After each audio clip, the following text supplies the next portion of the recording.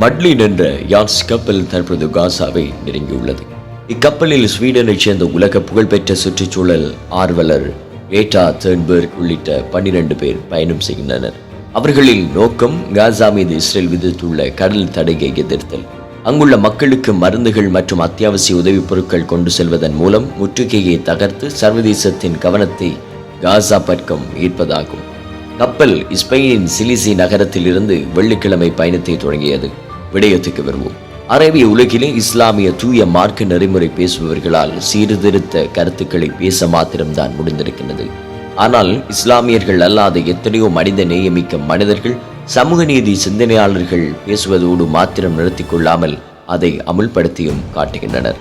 அதற்கான பாராட்டுக்களுக்கான தகுதி அவர்களுக்கு இருக்கின்றது.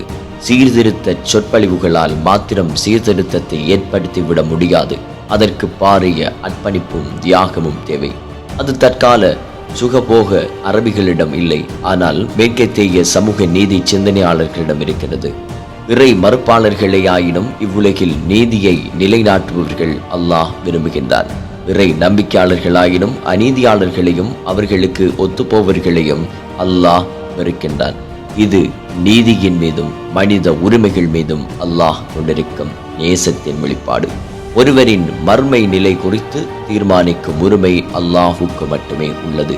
அல்லாஹ் இந்த மக்களுக்கு உலகில் நற்பேறு அளிப்பானாக.